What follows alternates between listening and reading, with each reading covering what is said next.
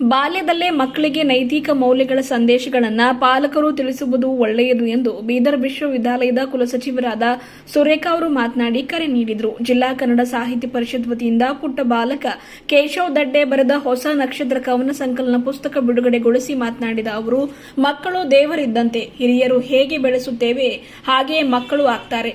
ಕೇಶವ್ ದಡ್ಡೆ ಬಾಲ್ಯದಲ್ಲೇ ಕವನಗಳನ್ನು ರಚಿಸಿ ಹೊಸ ನಕ್ಷತ್ರ ಮಕ್ಕಳ ಕವನ ಸಂಕಲನ ಮೂಲಕ ಮಕ್ಕಳ ಸಾಹಿತ್ಯದಲ್ಲಿ ಹೆಜ್ಜೆ ಇಡುತ್ತಿರುವುದು ಉಳಿದ ಮಕ್ಕಳಿಗೆ ಮಾದರಿ ಎಂದರು. ಜಗದ್ಗುರು ಡಾ ಚನ್ನಬಸವಾನಂದ ಮಹಾಸ್ವಾಮಿ ಕಾರ್ಯಕ್ರಮ ಉದ್ಘಾಟಿಸಿ ಮಾತನಾಡಿ, ಮಕ್ಕಳಿಗೆ ಬಾಲ್ಯದಲ್ಲಿ ಇರುವ ಅಭಿರುಚಿ ತಕ್ಕಂತೆ ಶಿಕ್ಷಣ ನೀಡಬೇಕು. ಜೊತೆಗೆ ಆಧ್ಯಾತ್ಮಿಕ ಸಾಹಿತ್ಯಿಕ ಚಿಂತನೆಗಳನ್ನು ಮಕ್ಕಳಿಗೆ ನೀಡುವುದು ಜರೂರಿಯಾಗಿದೆ ಎಂದರು. ಲಾಡ್ಗೇರಿಯ ಗಂಗಾಧರ ಶಿವಾಚಾರ್ಯರು ಮಾತನಾಡಿದರು. ಉಪನ್ಯಾಸಕರಾದ ಸಂಗಪ್ಪ ತೌಡಿಯವರು ಪುಸ್ತಕ ಪರಿಚಯ ನೀಡಿದರು. ಪುಸ್ತಕದ ಬಗ್ಗೆ ತಿಳಿ ಹೇಳಿದರು. ಜಿಲ್ಲಾ ಕನ್ನಡ ಸಾಹಿತ್ಯ ಪರಿಷತ್ ಅಧ್ಯಕ್ಷರಾದ ಸುರೇಶ್ ಚನ್ಶೆಟ್ಟಿ ಅವರು ಕಾರ್ಯಕ್ರಮ ಉದ್ದೇಶಿಸಿ ಮಾತನಾಡಿದರು. ಈ ವೇಳೆ ಹಿರಿಯ ಪತ್ರಕರ್ತ ಸದಾನಂದ ಜೋಶಿ, ವಕೀಲರಾದ ಗುರುನಾಥ್ ಜಾಂತಿಕರ್, ಮಲ್ಲಿಕಾರ್ಜುನ ಪ್ರಭಾ, ಸಾಹಿತಿಗಳಾದ ಗುರುನಾಥ್ ಅಕ್ಕಣ್ಣ, ಡಾ ಬಸವರಾಜ ಬಲ್ಲೂರು, ಶಿವಕುಮಾರ್ ನಾಗವಾರ್, ರುಕ್ಮೋದ್ದೀನ್ ಇಸ್ಲಾಂಪುರ್ ಸೇರಿದಂತೆ ಅನೇಕರು ಭಾಗವಹಿಸಿದರು. ಕಲ್ಯಾಣರಾವ್ ಚಳಕಾಪುರೆ ಸ್ವಾಗತಿಸಿ ಪ್ರೊಫೆಸರ್ ಉಮಾಕಾಂತ್ ಮೀಸೆ ನಿರೂಪಣೆ ಮಾಡಿದರು. ನೀವು ಯಾವುದೇ ಬ್ರಾಂಡೆಡ್ ಬಟ್ಟೆ ತಗೊಂಡ್ರು ಜಸ್ಟ್ 199 ರೂಪೀಸ್. ಎಲ್ಲಿ ಅಂತ ಹೇಳ್ತೀನಿ, ಪೂರ್ತಿಯಾಗಿ ವಿಡಿಯೋ ನೋಡಿ. ನಮಸ್ಕಾರ ಬೀದರ್. ಇದೇ ಜೂನ್ ದಿನಾಂಕ 1ರಿಂದ 29ರವರೆಗೆ ನಮ್ಮ ಬೀದರ್ನ Zeera function hall, central bus ನಿಲ್ದಾಣದ ಎದುರುಗಡೆ, ಗುರುನಾನಕ್ ಮುಖ್ಯ ದ್ವಾರದ ಒಳಗಡೆ ನ್ಯೂ ಚೆನ್ನೈ ಶಾಪಿಂಗ್ ಸೇಲ್ ನ ಗ್ರ್ಯಾಂಡ್ ಆಗಿ ಓಪನ್ ಮಾಡ್ತಾ ಇದ್ದಾರೆ. ಇಲ್ಲಿ ಎಲ್ಲಾ ರೀತಿಯ ಸೀರೆಗಳು, ಫ್ರಾಕ್, ವೆಸ್ಟರ್ನ್ ಡ್ರೆಸ್, ಚೂಡಿದಾರ್, ಟಾಪ್ಗಳು, leggings, palazzo pant, shirt, jeans pants ಹಾಗೂ ನೈಟ್ ಶೂಟ್ ಚಿಕ್ಕ ವಯಸ್ಸಿನಿಂದ ದೊಡ್ಡ ವಯಸ್ಸಿನವರೆಗೂ ಟಾಪ್ ಬ್ರಾಂಡೆಡ್ ಕಂಪನಿಯಿಂದ ತಯಾರಾಗಿರುತ್ತವೆ ಹಾಗೂ ಅತ್ಯುತ್ತಮ ವಿನ್ಯಾಸವುಳ್ಳ ಆಟಿಕೆಗಳು ಕೂಡ ದೊರೆಯುತ್ತವೆ. ಬೆಲೆ ಇಷ್ಟು ಕಡಿಮೆ, ಕ್ವಾಲಿಟಿ ಬಗ್ಗೆ ಥಿಂಕ್ ಮಾಡ್ತಾ ಇದ್ದೀರಾ? ನಾನು ಆವಾಗಲೇ ಹೇಳಿದಾಗೆ ಇಲ್ಲಿ ಸಿಗುವಂತ ಎಲ್ಲಾ ಪ್ರಾಡಕ್ಟ್ ಬ್ರಾಂಡೆಡ್ ಬ್ರಾಂಡೆಡ್ ಬ್ರಾಂಡೆಡ್. ನಂಗಂತೂ ಈ ಆಪರ್ಚುನಿಟಿ ಮಿಸ್ ಮಾಡ್ಕೊಳ್ಳಕ್ಕೆ ಇಷ್ಟಾನೇ ಇಲ್ಲ. ನೀವು ಕೂಡ ಮಿಸ್ ಮಾಡ್ಕೋಬೇಡಿ. ಡೇಟ್ ನೆನಪಿದೆಯಲ್ಲ, ಜೂನ್ 1 ಅಂದ್ರೆ ಸಂಡೇ. ಬೆಳೆಯುವ ಸಿರಿ ಏನು ಮೊಳಕೆಯಲ್ಲಿ ಎನ್ನುವಂತೆ ಈ ಒಂದು ಸಾಹಿತ್ಯದ ಒಂದು ಶಿಖರಕ್ಕೆ ಒಂದು ಮೆಟ್ಟಿಲುಗಳನ್ನು ಹತ್ತುತ್ತಾ ತನ್ನದೇ ಆದಂಥ ಒಂದು ಪ್ರಥಮ ಕವನ ಸಂಕಲನ ಹೊಸ ನಕ್ಷತ್ರದ ಒಂದು ಬಿಡುಗಡೆ ಸಮಾರಂಭ. ಈ ಒಂದು ಸಮಾರಂಭದಲ್ಲಿ ಬಿಡುಗಡೆ ಒಂದು ಬಿಡುಗಡೆ ಒಂದು ಕಾರ್ಯವನ್ನು ಮಾಡಿದ್ದು ಭಾಳ ಖುಷಿ ಆಯಿತು. ಯಾಕಂತಂದರೆ ಆ್ಯಕ್ಚುಲಿ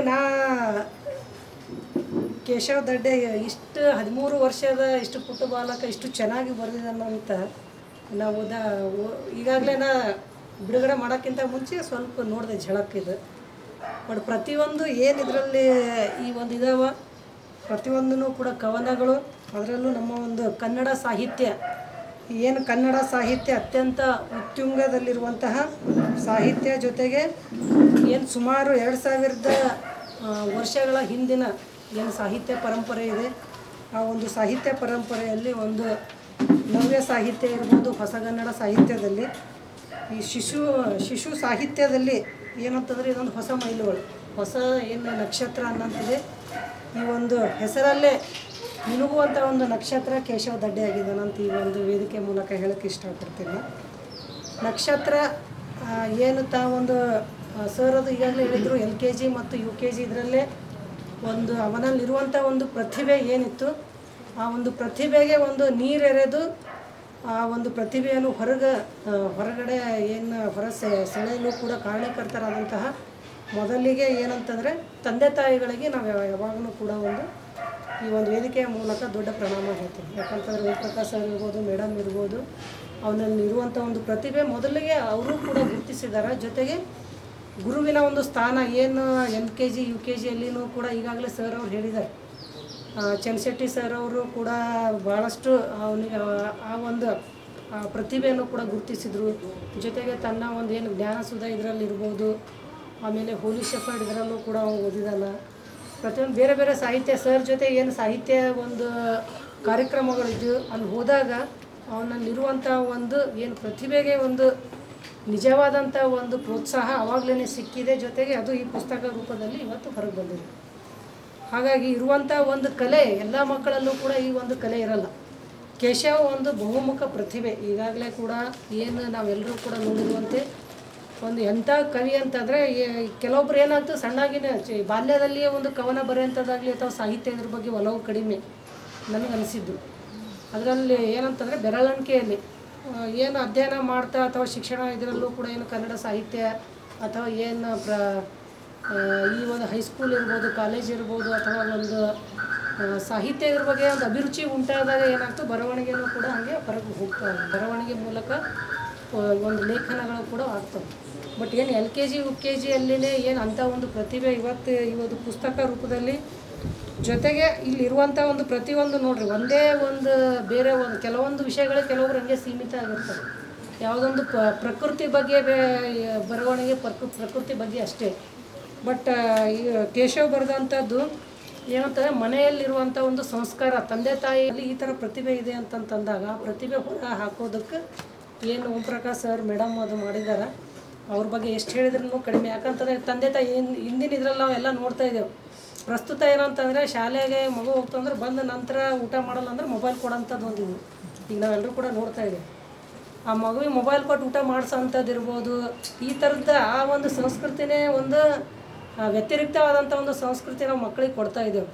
ಬಟ್ ಇಲ್ಲಿ ಸರ್ ಏನು ತಾವು ಕೂಡ ಒಂದು ಟೀಚಿಂಗ್ ಇದರಲ್ಲಿದ್ದಾರೆ. ಅವರು ಕೂಡ ಒಂದು ಸಾಹಿತ್ಯದ ಒಂದು ಸಾಹಿತ್ಯ ಲೋಕದಲ್ಲಿ ತಮ್ಮದೇ ಆದಂಥ ಒಂದು ಕೊಡುಗೆಯನ್ನು ಕೂಡ ಸರ್ ಅವ್ರನ್ನೂ ಕೂಡ ಕೊಟ್ಟಿದ್ದಾರೆ. ಅದನ್ನು ಕೂಡ ಅದು ಏನಂತಂದರೆ ತಲಾಂತರವಾಗಿಯೂ ಕೂಡ ಏನು ಸಾಹಿತಿಯಾಗಿ ನಾವು ಒಬ್ಬನೇ ಇರಬಾರ್ದು, ನನ್ನ ಮಗನೂ ಕೂಡ ಮುಂದೆ ಬರಲಿ, ಆ ಒಂದು ಸಾಹಿತ್ಯದ ಒಂದು ಬೆಳವಣಿಗೆ ನಮ್ಮ ಮನೆತನ ಇದರಿಂದ ಮುಂದುವರಿಲಿ ಅಂತ ಅನ್ನೋದ್ರ ಬಗ್ಗೆ ಆ ಅಭಿರುಚಿ ಕೇಶವ್ನಲ್ಲಿನೂ ಕೂಡ ಬೆಳೆಸಿದ್ದಾರೆ. ಅದು ತಂತಾನೆ ಅದನ್ನು ಕೂಡ ಕೇಶವ್ನಲ್ಲಿನೂ ಕೂಡ ಒಂದು ಬೆಳವಣಿಗೆಯೂ ಕೂಡ ಆಗಿ ಈಗ ಒಂದು ಏನಂತಂದರೆ ಹೆಮ್ಮರವಾಗಿ ಬೆಳೆದಿದೆ. ಈ ಒಂದು ಇದರಲ್ಲಿ ಇನ್ನೂ 13 ವರ್ಷದ ಬಾಲಕ ಜೊತೆಗೆ ಇನ್ನೂ ಒಂದು ಶಿಕ್ಷಣ ಇದರಲ್ಲೂ ಕೂಡ ಈಗಾಗಲೇ ಸರ್ ಹೇಳಿದ್ದಾರೆ.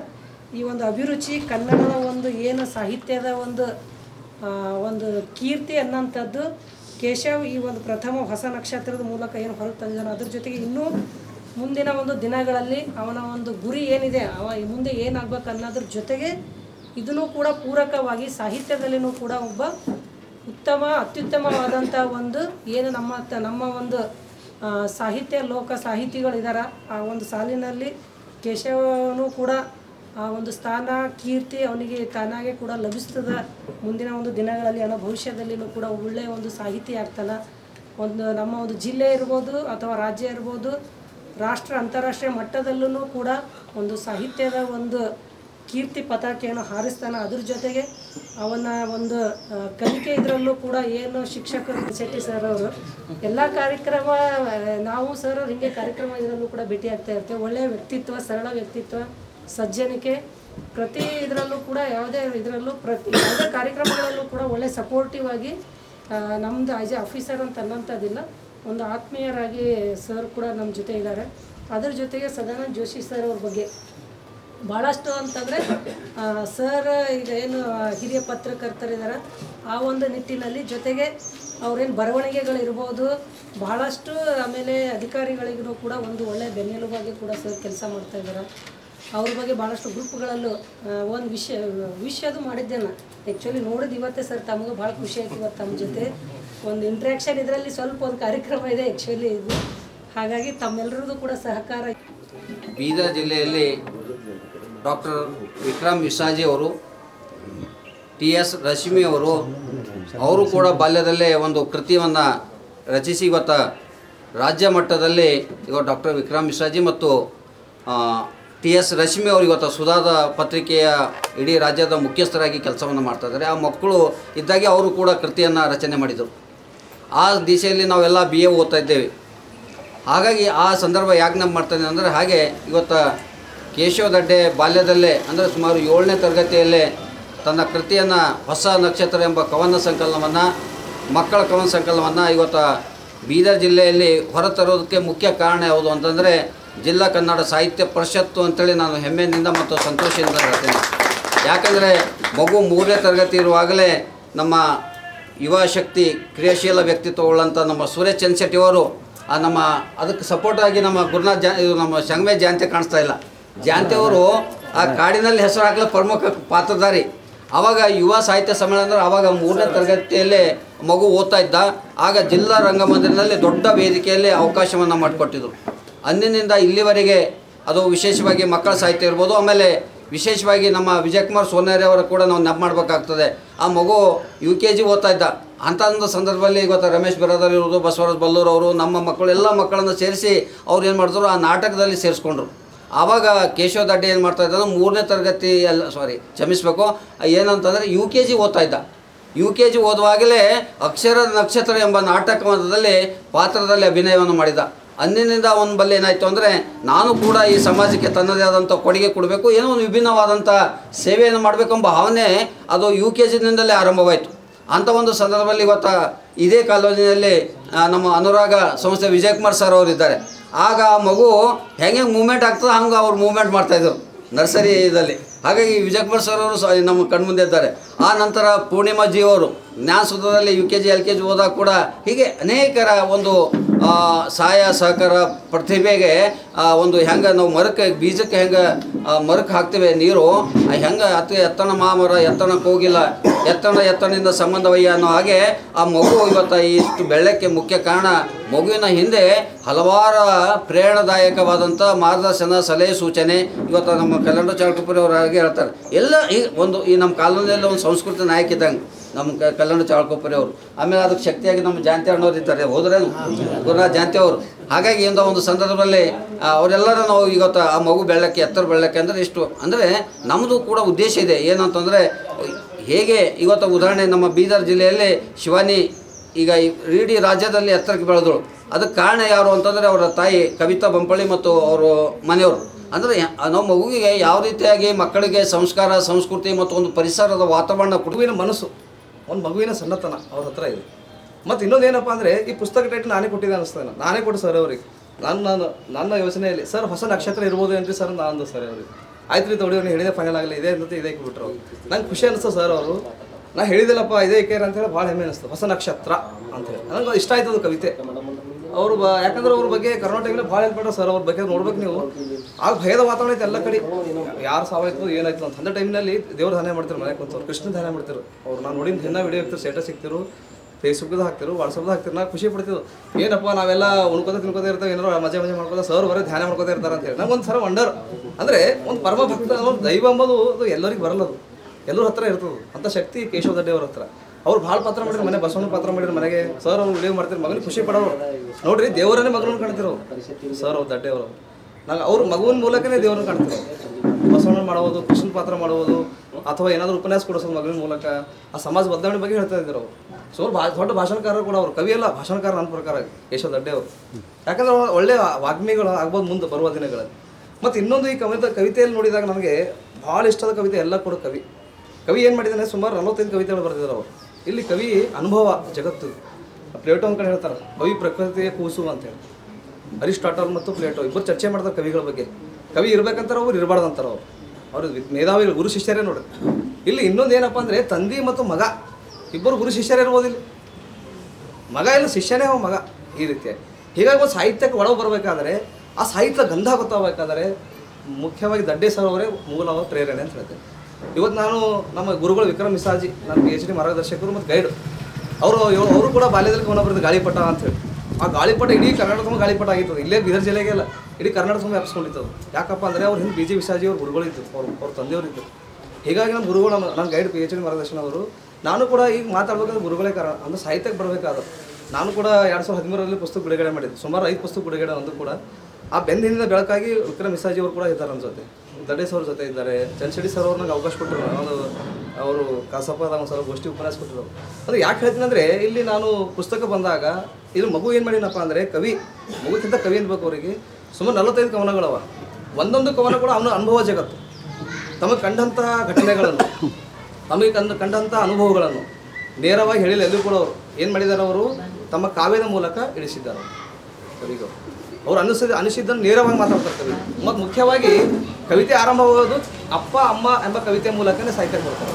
ಅಂದರೆ ಕವಿ ಎಷ್ಟು ಅವರಲ್ಲಿರುವಂಥ ಗುಣ ಏನಪ್ಪ ಮೆಚ್ಚುಗೆ ಐತಪ್ಪ ಅಂದರೆ, ಅದಕ್ಕೆ ಹೇಳ್ತಾರೆ ಸರ್ ಅಂದರು ತಾಯಿಯ ನನ್ನ ಪುಸ್ತಕ ಎಂದರೆ ಹೊಸ ನಕ್ಷತ್ರ ಪುಸ್ತಕದ ಬಿಡುಗಡೆ ಸಮಾರಂಭದಲ್ಲಿ ತಮ್ಮೆಲ್ಲರಿಗೂ ಸುಸ್ವಾಗತವನ್ನು ಕೋರುತ್ತೇನೆ.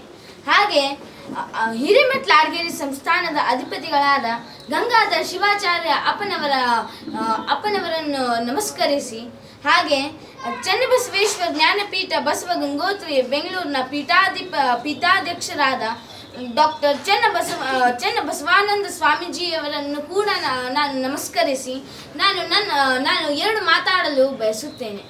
ನಾನು UKG ಇರುವಾಗಲೇ ಅಕ್ಷರ ನಕ್ಷತ್ರ ಎಂಬ ನಾಟಕದಲ್ಲಿ ಭಾಗವಹಿಸಿದ್ದೆ. ಅಲ್ಲಿ ನನಗೆ ವಿಜಯ್ ಕುಮಾರ್ ಸೋನಾರಿ ಅಂಕಲ್ ಅವರು ಧೈರ್ಯವನ್ನು ತುಂಬಿದ್ದರು. ಅಂದಿನಿಂದ ನನ್ನ ಅಪ್ಪ ನನಗೆ ಬೀದರ್ನಲ್ಲಿ ನಡೆಯುವ ಎಲ್ಲ ಕನ್ನಡ ಸಾಹಿತ್ಯ ಸಮ್ಮೇಳನಗಳಲ್ಲಿ ನನಗೆ ಕರೆದು ಒಯ್ಯುತ್ತಿದ್ದರು. ಅಲ್ಲಿ ನಾನು ಅನೇಕ ಕವಿಗಳು ಕವನ ವಾಚನ ಮಾಡುವುದು ನೋಡಿ ನಾನು ಕೂಡ ಅವರಂತೆ ಆಗಬೇಕೆನಿಸಿತು. ನಾನು ಅಂದಿನಿಂದ ಕವಿತೆಗಳನ್ನು ಬರೆಯಲು ಪ್ರಾರಂಭ ಮಾಡಿದೆ. ನಾನು ನನ್ನ ಮೊದಲ ಕವಿತೆ ಎಂದರೆ ಬೀಜವನ್ನು ಬರೆದಿದ್ದೆ. ಆಗ ಅನೇಕ ಹಿರಿಯರು ನನಗೆ ಪ್ರೋತ್ಸಾಹವನ್ನು ನೀಡಿದ್ದರು. ಹಾಗೆ ನಾನು ಅನೇಕ ಮಠಗಳಲ್ಲಿ ಕೂಡ ಭಾಷಣವನ್ನು ಮಾಡಿದ್ದೇನೆ. ಹೇಗೆ ಅಂದರೆ ಲಾಡ್ಗೇರಿ ಮಠ, ಹುಲ್ಸೂರು ಮಠ, ಹಾಗೆ ಭಾಲ್ಕಿ ಮಠದಲ್ಲಿ ನನ್ನನ್ನು ಮುಖ್ಯ ಅತಿಥಿಯನ್ನಾಗಿ ನನ್ನನ್ನೇ ಕರೆಸಿ ಮೂರ್ತಿ ಚಿಕ್ಕದಾದರೂ ಕೀರ್ತಿ ದೊಡ್ಡದು ಎಂಬಂತೆ ನನಗೆ ಪ್ರೋತ್ಸಾಹ ನೀಡಿದ್ದಾರೆ. ಹಾಗೆ ನಾನು ನಮ್ಮ ಜೀವನದಲ್ಲಿ ಈ ಸ್ಥಾನದಲ್ಲಿರಬೇಕೆಂದರೆ ಮೂಲತಃವಾಗಿ ನನ್ನ ತಂದೆ ಮತ್ತು ತಾಯಿಯವರೇ ಮೂಲ ಕಾರಣ. ಅವರು ನಾನು ತಪ್ಪು ಮಾಡಿದಾಗ ನನ್ನನ್ನು ತಿದ್ದಿ ನನ್ನನ್ನು ಬುದ್ಧಿ ಕಲಿಸುತ್ತಿದ್ದರು, ನನ್ನಲ್ಲಿ ಧೈರ್ಯವನ್ನು ತುಂಬುತ್ತಿದ್ದರು. ಹಾಗೆ ನನ್ನಲ್ಲಿ ಈ ಕಲೆಯನ್ನು ಕೊಟ್ಟಿದ್ದ ಆ ದೇವರಿಗೆ ಕೂಡ ನನ್ನಲ್ಲಿ ಕೋಟಿ ಕೋಟಿ ಪ್ರಣಾಮಗಳು. ಹಾಗೆ ನಾನು 2ನೇ ತರಗತಿ ಇರುವಾಗಲೇ ಬೀಜ ಎಂಬ ಕವಿತೆ ಬರೆದಿದ್ದೆ. ಅದನ್ನು ನನ್ನ ಅಪ್ಪ ನೀನು ಓದು, ನಾನು ಫೇಸ್ಬುಕ್ನಲ್ಲಿ ಪ್ರಸಾರವನ್ನು ಮಾಡುತ್ತೇನೆ ಎಂದರು. ಅಂದಿನಿಂದ ನಾನು ಇಂದಿವರೆಗೆ 45 ಕವಿತೆಗಳನ್ನು ಬರೆದು ನನ್ನ ಈ ಹೊಸ ನಕ್ಷತ್ರ ಪುಸ್ತಕದಲ್ಲಿ ಪ್ರಕಟಣೆಯನ್ನು ಮಾಡಿದ್ದೇವೆ. ಅದನ್ನು ನಾವು ಓದಬಹುದು. ಹಾಗೆ ನನ್ನ ಕವಿತೆಗಳಲ್ಲಿ ಏನಾದರೂ ತಪ್ಪಿದ್ದರೂ ನೀವು ಕ್ಷಮಿಸಬೇಕೆಂದು ಹೇಳಿ ನನ್ನ ಮಾತನ್ನು ಮುಗಿಸುತ್ತೇನೆ. ಧನ್ಯವಾದಗಳು. ಆತ್ಮೀಯರಾದಂತಹ ನಮ್ಮ ಪೌರಾಶ್ರಮದಲ್ಲಿ ಗೆಳೆಯರು, ಅದು ಸ್ನೇಹ ಅನ್ನೋದು ಈಗ ನಾವು ಗುರುಗಳಾದರೂ ಕೂಡ ಆಗಿನ ಸ್ನೇಹ ಅದು ಇದ್ದೇ ಇರ್ತದೆ. ಆ ಪ್ರೀತಿ ವಿಶ್ವಾಸ ನಮ್ಮ ಓಂ ಪ್ರಕಾಶ್ ದಡ್ಡೆ ಶರಣರು ಭಾಳ ಒಂದು ಸಾಧನೆಯನ್ನು ಮಾಡಿದ್ದಾರೆ. ನಮ್ಮ ಬಗ್ಗೆ ಎಲ್ಲ ಹೇಳಿದ್ರು. ನಿಜವಾಗ್ಲೂ ಇವತ್ತಿನ ದಿವಸ ಭಾಳ ಸಂತೋಷ ಆಗ್ತದೆ. ಅವರ ಚಿಕ್ಕ ಮಗ ಕೇಶವ್ ದಡ್ಡೆಯವರು ಬರೆದಿರ್ತಕ್ಕಂಥ ಹೊಸ ನಕ್ಷತ್ರ, ಅವನು ಎಲ್ಲ 45 ಕವನಗಳನ್ನು ಕೂಡ ನಾನು ಓದ್ಬಿಟ್ಟಿದ್ದೀನಿ. ಇಲ್ಲೇ ಬಿಡುಗಡೆ ಮಾಡಿದ ಮೇಲೆ ಓದ್ಬಿಟ್ಟಿದ್ದೀನಿ. ಭಾಳ ಸುಂದರವಾಗಿ ತನ್ನ ಭಾವನೆಗಳನ್ನು ಈಗ ಆಟೋದ ಬಗ್ಗೆ ಹೇಳುವಾಗ ಹೇಳಿದೆ. ನಾವು ಒಂದು ಸಲ ನೋಡಿಬಿಟ್ಟೇವಂದ್ರೆ ಅದು ಹೇಳಿಬಿಡ್ತೀವಿ. ಅಂದರೆ ಪ್ರತಿಯೊಂದು ಜೀವನದ ಕ್ಷಣದಲ್ಲಿ ನಡೆದಂಥ ಒಂದು ಘಟನೆಗಳು ಅನುಭವಿಸಿರ್ತಕ್ಕಂಥದ್ದನ್ನು ಈ ಕವನಗಳ ಮೂಲಕ ಅಭಿವ್ಯಕ್ತಿ ಮಾಡಿರ್ತಕ್ಕಂಥ ಕೇಶವ್ ಅವರಿಗೂ ಸ್ಮರಿಸಿ ಅವರ ತಾಯಿಯವರು ಮತ್ತು ನಮ್ಮ ಪ್ರೋತ್ಸಾಹದಾಯಕವಾಗಿ ಈ ಹೊಸ ನಕ್ಷತ್ರ ಕವನ ಸಂಕಲನವನ್ನು ಬಿಡುಗಡೆ ಮಾಡಿರ್ತಕ್ಕಂಥ ಜಿಲ್ಲಾ ಕನ್ನಡ ಸಾಹಿತ್ಯ ಪರಿಷತ್ತು ಅದರ ಅಧ್ಯಕ್ಷರಾಗಿರ್ತಕ್ಕಂಥ ಆತ್ಮೀಯ ಶರಣರಾದಂಥ ಸುರೇಶ್ ಚಂದ್ರಶೆಟ್ಟಿಯವರು ಮತ್ತು ನಮ್ಮ ಪೂಜ್ಯ ಮಟ್ಟಕ್ಕೆ ಅವರು ತಲುಪಬಹುದು ಅನ್ನೋದು. ಮತ್ತು ಈ ಮುಂದೆ ಏನಾಗ್ತಾರೆ ಅಂತ ಅನ್ನೋದು ಬಾಲ್ಯದಲ್ಲೇ ನಾವು ಕಂಡುಕೊಳ್ಳೋಕೆ ಸಾಧ್ಯ ಆಗ್ತದೆ. ಯಾಕಂತಂದರೆ ಈಗ ನಮ್ಮದೇ ಉದಾಹರಣೆ ಹೇಳ್ಬೇಕಂದ್ರೆ ನಾವು ಹುಟ್ಟಿದವ್ರು ಕಟಕ್ ಚಿಂಚೊಳಗೆ ಒಬ್ಬರು ಸಾಂಬೋಳು ಪ್ರವಚನ ಮಾಡೋದ್ಮೇಲೆ ನಾವೇನು ಮಾಡ್ತೀವಿ, ನಾನು ಪ್ರವಚನ ಮಾಡಬೇಕು ನಿಮಗೆಲ್ಲ ಗೊತ್ತದ. ಹಳ್ಳಿ ಊರಾಗಿ ಇಲ್ಲಿ ಕಾಟಿಗೆಲ್ಲ ಇಲ್ಲವ. ಹಳ್ಳಿ ಊರಾಗ ಅವು ನೂರಿಗೆ ತೊಗೊಂಡು ಇದು ಮಾಡಿದ್ದು ಹೊರ್ಸ್ಗಳು ಇರ್ತಾವೆ. ಹೊರ್ಸ್ ಮೇಲೆ ಒಂದು ಕೌದಿ ಹಾಸ್ಕೊಂಡು ಅದ್ರ ಮೇಲೆ ಕುಂತು 1-2 ಕಟ್ಟಿಗೆ ತೊಗೊಂಡು ಅದಕ್ಕೆ ದಾರ ಕಟ್ಟಿ ಹಿಂಗೆ ಮೈಕ್ ಮಾಡಿ ಅದು ಇಟ್ಕೊಂಡು ನಾವು ಪ್ರವಚನ ಮಾಡ್ತೀವಿ, ಇವೆಲ್ಲ ಕೇಳ್ರಿ ಅಂತ ಹೇಳ್ತಿದ್ದೆ. 3ನೇ ಕ್ಲಾಸಾಗಿದ್ದಾಗ ನಮ್ಮ ತಂದೆ ತಾಯಿಯವ್ರಲ್ಲ ಇವೆಲ್ಲ ಏನು ಪ್ರವಚನ ಮಾಡ್ತೀನಿ ಕೇಳ್ರಿ ಅಂತಲ್ಲ, ಇನ್ನು ಮುಂದೆ ಎಲ್ಲ ಪ್ರವಚನ ಮಾಡೋನೇ ಆಗ್ತಾನೇನೋ ಅಂತ ನಮ್ಮ ತಂದೆಯವರು ನಮ್ಮ ಅಜ್ಜಿ ಎಲ್ಲ ನಗ್ತಿದ್ರು. ಅಂದರೆ ಆವಾಗ ನಾವೇನು 3ನೇ ಕ್ಲಾಸಾಗಿದ್ದಾಗ ಪ್ರವಚನ ಮಾಡ್ತೀನಿ ಅಂತಿದ್ದೇವೆ. ಈಗ ಅದು ಪ್ರವಚನ ಮಾಡೋರೇ ಆಗಿದೆ, ದಿನನಿತ್ಯ ಪ್ರವಚನ ಮಾಡೋದೆ. ಅಂದರೆ ನಮ್ಮ ಆಸಕ್ತಿಗಳು ಬಾಲ್ಯದಲ್ಲಿ ಏನಿರ್ತಾವೋ ಅದನ್ನೇ ನಾವು ಮುಂದಾಗಲಿ ಸಾಧ್ಯ. ಸೂಕ್ತವಾಗಿ ಗುಪ್ತವಾಗಿ ಆ ಒಂದು ಪ್ರತಿಭೆ, ಆ ಕೌಶಲ್ಯ ಅವರಲ್ಲಿ ಅಡಗಿರ್ತದೆ. ಅದು ನಮ್ಮ ಶಿಕ್ಷಣ ವ್ಯವಸ್ಥೆ ಸರಿ ಇಲ್ಲ ಏನ್ರಿ. ಈ ನಮ್ಮ ಶಿಕ್ಷಣಗಳು ಏನು ಮಾಡ್ತಾ ಇದ್ದಾವೆ ಅಂದರೆ ಅವರಲ್ಲಿ ಬಡಿಗೆತನ ಮಾಡ್ತಕ್ಕಂಥ ಒಂದು ಪ್ರತಿಭೆ ಇರ್ತದೆ, ಆದರೆ ಅವನಿಗೆ ಸಾಫ್ಟ್ವೇರ್ ಇಂಜಿನಿಯರ್ ಮಾಡಾಕ್ತಾನೆ. ಅವ್ರಿಗೆ ಡಾಕ್ಟರ್ ಆಗ್ಬೇಕಂತ ಪ್ರತಿಭೆ ಇರ್ತದೆ, ಮತ್ತೇನೋ ಆಗ್ತಾನೆ, ಇಂಜಿನಿಯರ್ ಆಗ್ತಾನೆ, ಇಂಜಿನಿಯರ್ ಆಗೋ ಪ್ರತಿಭೆ ಇರ್ತದೆ, ಮತ್ತೇನೋ ಮಾಡ್ತಾರೆ. ಪರ್ಸ್ನಲಿ ಅವರಿಗೆ ಯಾವ ಪ್ರತಿಭೆ ಗುರುತಿಸಿ ಶಿಕ್ಷಣ ಕೊಡ್ತಕ್ಕಂಥ ವ್ಯವಸ್ಥೆ ನಮ್ಮಲ್ಲಿಲ್ಲ. ಜನರಲ್ಲಿ ಅವ್ರು ಏನಿದ್ರು ಏನು ಮಾಡೋದು ಸಾಫ್ಟ್ವೇರ್ ಮಾಡೋದೆ. ಇನ್ನು ಕೆಲವ್ರು ಹೆಂಗಿರ್ತಂದ್ರೆ ದುಡ್ಡಿನ ಮೇಲೆ ಇರ್ತದೆ. ಹೌದಲ್ಲ, 1 ಕೋಟಿ ರೂಪಾಯಿ ಇದ್ದವ್ರು ಮೆಡಿಕಲ್ ಮಾಡಿಸ್ತಾರೆ, ಅದಕ್ಕೆ ಕಡಿಮೆ ಇದ್ರೆ ಇಂಜಿನಿಯರ್ ಮಾಡಿಸ್ತಾರೆ, ಅದಕ್ಕಿಂತ ಕಡಿಮೆ ಇದ್ರೆ BA-MS ಮಾಡಿಸ್ತಾರೆ, BH-MS ಮಾಡಿಸ್ತಾರೆ. ಹೌದಲ್ರಿ, ಅವ್ರ ಪ್ರತಿಭೆಗೆ ಯಾರೂ ನೋಡಲ್ಲ, ದುಡ್ಡು ಹೆಂಗಿರ್ತದೆ ಹಂಗೆ. ಆದ್ರೆ ಅವ್ರಿಗೆ ಆಸಕ್ತಿ ಇಲ್ಲದೇ ಆ ಫೀಲ್ಡಲ್ಲಿ ಮುಂದುವರಿತಿರ್ತಾರೆ. ಅವರ ಒಂದು ಅದೃಷ್ಟನೂ ಕೂಡ ಅವ್ರು ಎಲ್ಲೆಲ್ಲೋ ಕೂಡ ಕರ್ಕೊಂಡು ಹೋಗ್ತದೆ. ಆದರೆ ನಾವು ಇರ್ತಕ್ಕಂಥ ಒಂದು ಪ್ರತಿಭೆಗಳನ್ನು ಗುರುತಿಸಿ, ಆದರೆ ಎಲ್ಲಕ್ಕಿಂತಲೂ ಹೆಚ್ಚಾಗಿ ರವಿ ಕಾಣದನ್ನು ಕವಿ ಕಂಡ ಅನ್ನುವಂತೆ ಈ ಕವಿಗಳ ಒಂದು ದೃಷ್ಟಿಯಲ್ಲಿ ಅವ್ರಿಗೇನು ವಿಚಾರಗಳು, ಭಾವನೆಗಳು ತಾವೆಲ್ಲವೂ ಕೂಡ ಬಾಲ್ಯದಿಂದಲೇ ಅಭಿವ್ಯಕ್ತಿಪಡಿಸ್ತಾ ಹೋದಾಗ ಮುಂದೆ ಒಂದು ಹೆಮ್ಮರವಾಗಿ ಬೆಳೀಲಿಕ್ಕೆ ಸಾಧ್ಯ ಆಗ್ತದೆ. ಏನ್ರಿ, ಈ ಹಾಸ್ಯ ಒಂದು ಕವನದೊಳಗೆ ಬರ್ತದೆ. ಒಂದು ಮಾತು ಹೇಳ್ತಾರೆ, ನಾನು ನಿನ್ನೆ ಎಲ್ಲ ಓದಿದೆ. ಏನಂದರೆ ಒಂದೇ ವಾಕ್ಯದಾಗೆ ಅದು ಎಷ್ಟು ಚೆನ್ನಾಗಿರ್ತದೆ. ಈಗ ಹೂವಿನ ಬಗ್ಗೆ ಬರ್ತಾರೆ, ಹೂವಿನ ಬಗ್ಗೆ ಹೇಳ್ತಾರೆ. ಈಗ ದಂಪತಿಗಳ ಮದುವೆ ಆದಾಗ ಇದೇ ಫಸ್ಟ್ ಹೂವಿನ ಮೇಲೆ ನಾವು ಮಲಗಿದರೆ ಮೊದಲನೇ ರಾತ್ರಿ, ನಮ್ಮ ಮೇಲೆ ಹೂವು ಮಲಗಿದರೆ ಕೊನೆಯ ರಾತ್ರಿ ಅಂತ.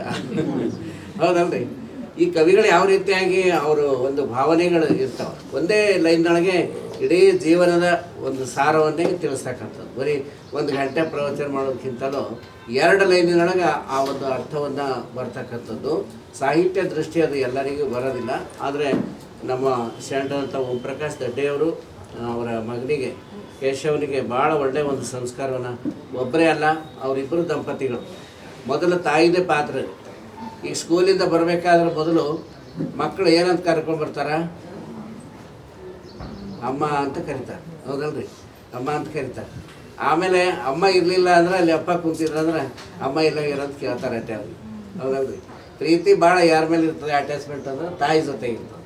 ತಾಯಿ ಏನು ಬೇಕಾದ್ರೆ ಮಾಡ್ಬೋದು. ಇವತ್ತು ಶಿವಾಜಿ ಮಹಾರಾಜವರು ಈ ಹಿಂದೂ ಸಾಮ್ರಾಜ್ಯದ ಒಂದು ಅಧಿಪತಿ ಆಗಬೇಕಾದ್ರೆ, ಒಂದು ಸಮ್ರಾಟ ಆಗಬೇಕಾದ್ರೆ ಅವ್ರ ತಾಯಿ ಜೀಜಾಬಾಯಿಯವರೇ ಕಾರಣ. ಗುರು ಬಸವಣ್ಣನವರು ಕ್ರಾಂತಿಯೋಗಿ ಬಸವಣ್ಣವ್ರು ಆಗಬೇಕಾದ್ರೆ ಕ್ರಾಂತಿ ಗಂಗೋತ್ರಿ ಅಕ್ಕನಾಗಲಾಂಬಿಕೆಯವರೇ ಕಾರಣ. ಗಾಂಧೀಜಿಯವರು ಮಹಾತ್ಮ ಗಾಂಧೀಜಿ ಆಗಬೇಕಾದ್ರೆ ಅವ್ರ ತಾಯಿ ಪುತ್ಲಿಬಾಯಿಯವರೇ ಕಾರಣ. ಅನೇಕ ಸಣ್ಣತನದಲ್ಲಿ ಅವ್ರ ತಪ್ಪುಗಳಿರ್ಬೋದು, ಅವೆಲ್ಲ ತಿದ್ದಿ ನಾವು ಅವರಿಗೆ ಮಾರ್ಗದರ್ಶನ ಮಾಡ್ತಕ್ಕಂಥದ್ದು ತಾಯಿ ತಂದೆಗಳು ಮಾಡ್ತಾರೆ. ಹಾಗೆ ನಾವು ಈ ಒಂದು ಶರಣ ಭೂಮಿ, ಈ ಒಂದು ಬೀದರ್ ಜಿಲ್ಲೆ ಮತ್ತು ಕಲ್ಯಾಣ ಕರ್ನಾಟಕ ಇದು ಎಲ್ಲ ಕಡೆಯಲ್ಲಿ ನಾನು ಹೆಮ್ಮೆಯಿಂದ ಹೇಳ್ಕೊತೀನಿ. ಯಾಕಂದ್ರೆ ನಾವು ನಮ್ಮದೆಲ್ಲ ನಮ್ಮ ಜೋಶಿಯವರಿದ್ದಾರೆ, ಸದಾನಂದ ಜೋಶಿಯವರು ಭಾಳ ಈಗ ಅವ್ರು ವಿಜಯ ಕರ್ನಾಟಕ, ವಿಜಯವಾಣಿ ಪತ್ರಿಕೆಯಿಂದಾಗಿಂದಲೂ ನಮಗೆಲ್ಲ ಭಾಳ ಆತ್ಮೀಯರೇ. ನಮ್ಮ ಚಂದ್ರಶೆಟ್ಟಿಯವರು ಕೂಡ ಇದ್ದಾರೆ. ನಾನೀಗ 3 ವರ್ಷ 2022ರಿಂದ 2025ರವರೆಗೆ 3 ವರ್ಷದಲ್ಲಿ 5 ದೇಶಗಳಲ್ಲಿ ಹೋಗಿ ಬಸವ ತತ್ವ ಸಮ್ಮೇಳನ ಮಾಡಿ ಬಂದೆವು. 5 ದೇಶಗಳಲ್ಲಿ ವಚನ ಸಾಹಿತ್ಯದ ಒಂದು ಇದನ್ನು ನಾವು ಕಂಪನ್ನು ಎಲ್ಲ ಕಡೆಯಲ್ಲೂ ಕೂಡ ಪಸರಿಸಲಿಕ್ಕೆ ಪ್ರಯತ್ನ ಮಾಡೋಣ. ನಾವು ಮನೆ ಕಟ್ಟಿಸಿ ಎಷ್ಟು ವರ್ಷ ಆಯ್ತು ನನಗೆ ಗೊತ್ತಿಲ್ಲ. ನನಗೆ ಕರಿತಿದ್ರು ಅದ್ರ ಬರುವಂಥ ಸಂದರ್ಭ ಬಂದಿಲ್ಲ. ನಾನು ಒಂದು ವಿಶೇಷ ಟೈಮಲ್ಲೇ ಕರಿತಿದ್ದೆ ಅಪ್ಪರೇ ಅಂತಂದರು. ಮೊನ್ನೆ ಹೇಳಿದ್ರು ನಮ್ಮ ಮಗನ ಕವನ ಸಂಕಲನ ಬಿಡುಗಡೆ ಅದ ಬರಬೇಕಂತ. ನಾನು ನಿನ್ನೆ ಬೆಂಗಳೂರಿಂದ ಈ ಕಾರ್ಯಕ್ರಮ ಸಲುವಾಗಿ ಬಂದೆ. ನಾಳೆ ಮತ್ತು ಹೈದರಾಬಾದ್ಗೆ ಹೋಗಬೇಕು. ಭಾಳ ಸಂತೋಷ ಆಯಿತು. ಶರಣ ದಂಪತಿಗಳಿಗೂ ಮತ್ತು ಕೇಶವನಿಗೆ ಶುಭ ಹಾರೈಸಿ, ನಮ್ಮ ಚಂದ್ರಶೆಟ್ಟಿಯವರು ಭಾಳ ಒಳ್ಳೆ ಯಂಗ್ ಆ್ಯಂಡ್ ಡೈನಮಿಕ್. ನಾವು ಕರ್ನಾಟಕ ರಾಜ್ಯದ ಎಲ್ಲ ಸಾಹಿತ್ಯ ಪರಿಷತ್ತಿನ ಅಧ್ಯಕ್ಷರಲ್ಲಿ ಮೋಸ್ಟ್ಲಿ ಹಿರಿಯ ವಯಸ್ಸಿನ ಅಧ್ಯಕ್ಷ ಅಂದರೆ ಸೂರ್ಯ ಚಂದ್ರಶೆಟ್ಟಿಯವರೇ ಇದ್ದಾರೆ. ಮತ್ತು ಶರಣ ತತ್ವವನ್ನು ತಿಳ್ಕೊಂಡಂಥವರು, ಬಸವ ಸಂಸ್ಕಾರದಲ್ಲಿ ಬೆಳೆದಿರ್ತಕ್ಕಂಥವ್ರು. ಅವರು ಒಬ್ಬ ಶ್ರೇಷ್ಠ ಅಧ್ಯಕ್ಷರಾಗಿ ಸಾಹಿತ್ಯದ ಕಾರ್ಯವನ್ನು ಬೀದರ್ ಜಿಲ್ಲೆಯಲ್ಲಿ ಮಾಡ್ತಾಯಿದ್ದಾರೆ. ಮೊದಲು ಸಾಹಿತಿಗಳೇ ಇಲ್ಲದೇ ಇರತಕ್ಕಂಥ ಮತ್ತು ಭಾಷೆಯಲ್ಲಿ ಹಿಂದುಳಿದಂಥ ಜನ ಅಂಥೇಳಿ ಮೂಗು ಮುರಿತಾಯಿದ್ರು ಒಂದು 30 ವರ್ಷದ ಹಿಂದಿನ ಕಾಲ. ಅಲ್ಲಿ ಜನರಿಗೆ ಕನ್ನಡ ಸರಿಗೆ ಬರೋಲ್ಲ ಅಂತ. ಆದರೆ ಇವತ್ತು ಬೀದರ್ದ್ರೆ ಎಲ್ಲರನ್ನೂ ಮೀರಿಸುವಂಗೆ ಸಾಹಿತ್ಯನೂ ಕೂಡ ಬರಿತಾ ಇದ್ದಾರೆ. 100 ಜನ ಸಾಹಿತಿಗಳು ಅನೇಕ ಪುಸ್ತಕಗಳನ್ನು ಬರೆದಿದ್ದಾರೆ. ಸಾಹಿತ್ಯ ಸಮ್ಮೇಳನಗಳು ನಡೀತಾ ಇದೆ. ನಾವು ಏನು ಹಮ್ ಕಿಸಿ ಸೆ ಕಮ್ ನಹಿ ಅಂತಾರೆ, ಅದಕ್ಕೆ ನಾವು ಬೀದರ್ದಲ್ಲಿ ನಾವು ಕನ್ನಡ ಸಾಹಿತ್ಯದಲ್ಲಿ ಕಡಿಮೆ ಇಲ್ಲ ಅನ್ನುವಂಥ ಒಂದು ಹೆಮ್ಮೆಯಿಂದ ಹೇಳ್ಕೊಳ್ಳುವಂಥ ಸಾಹಿತ್ಯ ವಾತಾವರಣ ನಿರ್ಮಾಣ ಆಗಿದೆ. ಚಂದ್ರಶೆಟ್ಟಿ ಅವರು ಇನ್ನೂ ಹೆಚ್ಚು ಸೇವೆ ಮಾಡಲಿ ಗುರು ಬಸವಣ್ಣವರಿಗೆ. ಸಿರಿಗನ್ನಡ ಗೆಲ್ಗೆ ಇವತ್ತು ಜಿಲ್ಲಾ ಕನ್ನಡ ಸಾಹಿತ್ಯ ಪರಿಷತ್ತಿನ ವತಿಯಿಂದ ನಮ್ಮ ಬೀದರ್ ಜಿಲ್ಲೆಯ ಶಿಶುಕವಿಗಳು ಬಾಲಕವಿಗಳೆಂದೇ ಖ್ಯಾತಿವೆತ್ತಂತ ನನ್ನ ಅತ್ಯಂತ ಪ್ರೀತಿಯ ಸೋದರಾಗಿರುವಂಥ ಕೇಶವ ದಡ್ಡಿಯವರು ಬರೆದಂಥ ಹೊಸ ನಕ್ಷತ್ರ ಈ ಪುಸ್ತಕ ಬಿಡುಗಡೆ ಸಮಾರಂಭವನ್ನು ಇವತ್ತಿಲ್ಲಿ ಆಯೋಜನೆ ಮಾಡಲಾಗಿತ್ತು. ಇಡೀ ಪುಸ್ತಕ ಕವನಗಳನ್ನು ನಾವು ಒಂದ್ಸಲ ನೋಡಿದಾಗ ಈ ಮುಗ್ಧ ಮನಸ್ಸಿನ ಪ್ರತಿಬಿಂಬಗಳು ಅಂತ ನಾವೇನು ಕರಿತೀವಲ್ಲ ಆ ಥರ ಅದು ಅಪ್ಪ ಇರ್ಬೋದು, ಅಮ್ಮ ಇರ್ಬೋದು, ಕನ್ನಡ ಜಾತ್ರೆ ಇರ್ಬೋದು, ಶಾಲೆ ಇರ್ಬೋದು, ಈ ಥರ ಬೇರೆ ಬೇರೆ ಆಯಾಮಗಳಲ್ಲಿ ನಮ್ಮ ಕೇಶವ ಕಂಡಂಥ ಅವನ ಮನಸ್ಸಿನ ಭಾವನೆಗಳನ್ನು ವ್ಯಕ್ತಪಡಿಸುವ ಮೂಲಕ ಬಹಳ ಅತ್ಯುತ್ತಮವಾದ ಪುಸ್ತಕಗಳನ್ನು ಈ ಸಂದರ್ಭದಲ್ಲಿ ಹೊರಗೆ ತಂದಿದ್ದಾರೆ. ನಾನು ಕೇಶವ ದಡ್ಡ ಬಗ್ಗೆ ಒಂದು ಮಾತು ಹೇಳಬೇಕಾದ್ರೆ ಬಾಲ್ಯದಿಂದಲೇ ಅಂದರೆ ಅರುಣ ಉದಯ ತರಗತಿಯಲ್ಲಿ ಇದ್ದಾಗಿಂದಲೇ ನಮ್ಮ ಕೇಶವರು 1ನೇ 2ನೇ ತರಗತಿ ಬಂದ ನಂತರದೇ ಒಂದಿಷ್ಟು ಕವನಗಳನ್ನು ಬಾಲ್ಯದಿಂದಲೇ ಬರ್ಕೊಂಡು ಹೋಗಿತ್ತು.